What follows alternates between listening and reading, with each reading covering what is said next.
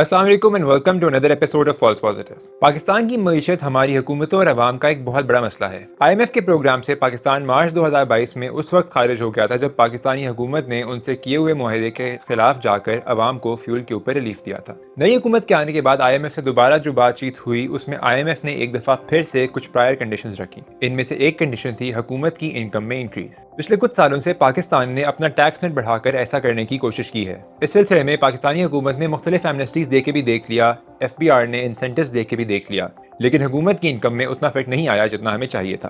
तो अब टैक्स किस तरह लिया जाए? इसके लिए जो सिस्टम इस्तेमाल होता है उसको कहते हैं इनडायरेक्ट टैक्सेशन। ये काम तो पिछली हुकूमत ने ही कर दिया था कि एक यूनिवर्सल GST वसूल किया जाए और बाद में टारगेटेड सब्सिडी प्रोवाइड की जाए। IMF ने जो प्रायर कंडीशंस रखी उनमें ये टैक्स बढ़ाकर हुकूमत की इनकम को एक मखसूस सतह तक लाना था। इस वजह से बिजली, पेट्रोल, LNG और बाकी जरूरियात ज़िंदगी पर टैक्स बढ़ा दिया गया। इससे मुल्क में महंगाई में काफी ज्यादा इजाफा हुआ। इस साल के शुरू में नए बजट में इन टैक्सेस के साथ साथ चंद मजीद टैक्स भी अनाउंस किए गए। डायरेक्ट टैक्स नेट बढ़ाने के लिए स्मॉल रिटेलर्स का इनकम टैक्स उनके बिजली के बिल के साथ मुंसलिक कर दिया गया, यानी छोटी दुकानें 3,000 और बड़ी दुकानें 10,000 महाना अपने बिजली के बिल के साथ इनकम टैक्स दिया करेंगी।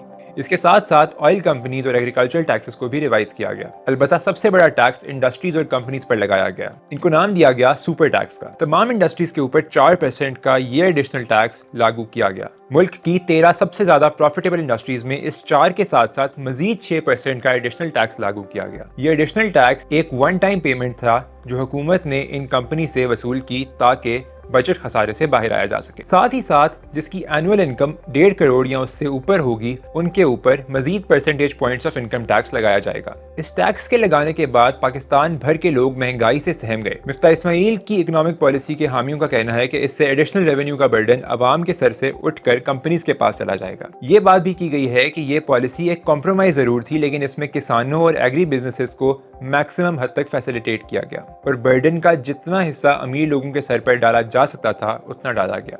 दूसरी जानिब कुछ और लॉजिकल पॉइंट्स हैं जो इसकी तनकीद में भी एड्रेस किए जा सकते हैं। वो इंडस्ट्रीज जिन पर प्राइस रेगुलेशन मौजूद है जैसे शुगर, वीट वगैरह, उनको छोड़कर बाकी तमाम इंडस्ट्रीज इस टैक्सेशन को कंज्यूमर को पास ऑन कर देंगी और अब कंज्यूमर चाहे अमीर हो या गरीब, वो सुपर टैक्स किसी न किसी तरह उसी की जेब से जा रहा है। इसी तरह heavy taxation export oriented industry के स्केल करने का इंसेंटिव इन्वेस्टर के लिए खत्म नहीं तो कम से कम जरूर कर देती है और एक्सपोर्ट लेड ग्रोथ ही एक वाहिद जरिया है जिससे पाकिस्तान की इकोनॉमिक डेवलपमेंट बेहतर हो सकती है।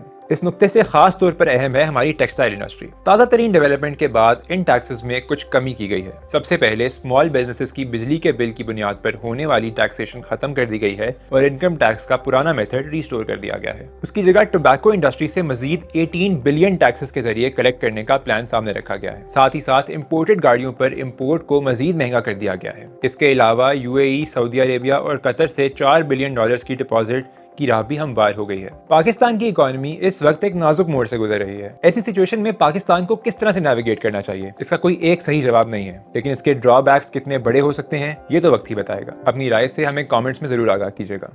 अल्लाह हाफिज।